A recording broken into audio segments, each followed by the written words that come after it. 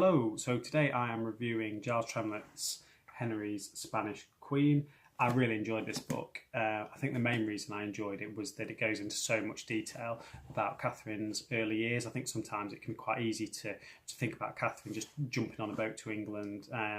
having this big love triangle and issues with Henry VIII and Anne Boleyn. And of course, all that's important, but what's great about this book is learning all about her childhood, her formative years in Spain, and really how that shaped her as a person,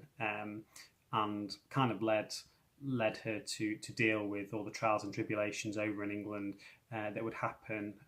later on in her life. We learn all about how movement was constant for her. The family slept in up to a dozen different towns, cities and monasteries in a month as Catherine's parents used their travels to assert authority over their lands. And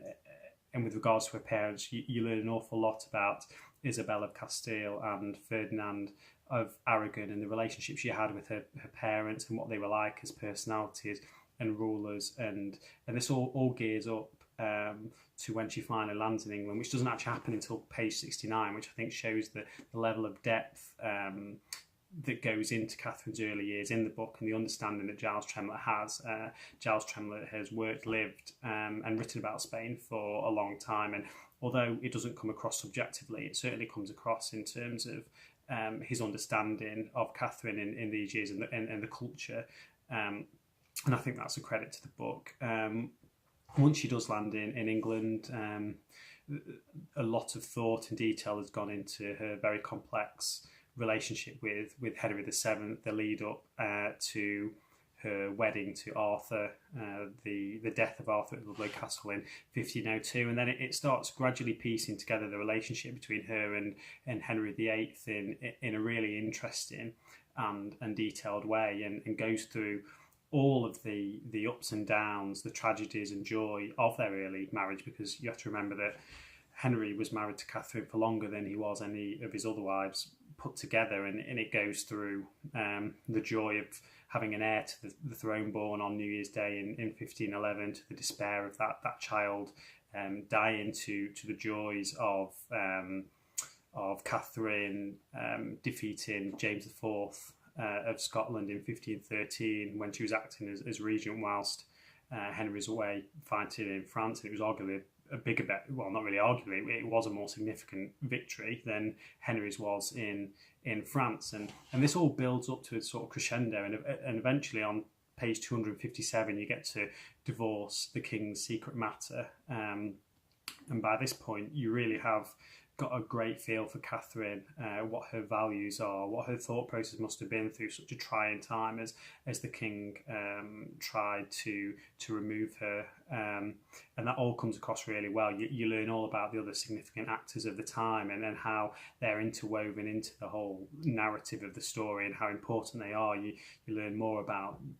Mary, her daughter, and it's really touching and really interesting to see the relationship between Catherine and Mary develop, and the impact that the Great Matter had on the likes of Wolsey, Cromwell, Charles V, Holy Roman Emperor, all these people coming together. You learn all the first-hand accounts from the ambassadors, the likes of Mendoza and Chapuis, and it all comes together to reach this crescendo. And what I love about the crescendo is that Giles Tremlett asks a lot of really interesting questions and leaves you as a reader really, really interested in what Catherine's thought process were. So, for example, we know that she was really steadfast and stubborn in her views that she was the rightful queen. We know how much her Catholic religion meant to her, but it touches on aspects such as, in the cold light of day, Catherine realising that significant players such as Thomas More and John Fisher essentially went to the block because of her actions, because she wouldn't go away quietly, and whether this played on her mind in terms of guilt, or whether she just saw the overall big picture. It talks about how she was very, very really looking at how she could well become a martyr. She felt that her and her daughter Mary may well become victims of this in terms of losing their lives over it. So everything's covered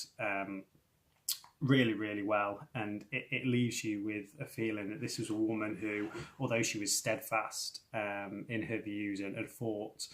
right to the end to ensure that she had the status of rightful queen and looking to protect her daughter. She was a woman who had gone through an awful lot, and she was extremely conflicted. She was conflicted for her undying love and loyalty to her husband Henry VIII, who she undoubtedly loved and respected, but she was conflicted by her religion, her values. Earlier in the book, there's even the conflict of England, which she adopts as her home and her heart, but there's the conflict there between Spain as well, when Henry's having his issues with Ferdinand, her father. So altogether, the book comes together and paints an incredibly detailed and interesting picture of both Catherine and all the actors and the world around her at this time, and poses some great questions. And it's one of those books where, you know, 1 in every 10 book that you might read, where you finish it and you're not quite satisfied, because you know you want to read more, because it's that compelling. So yeah, there's just a brief review of Giles Tremlett's Henry's Spanish Queen. Read it and thank me later.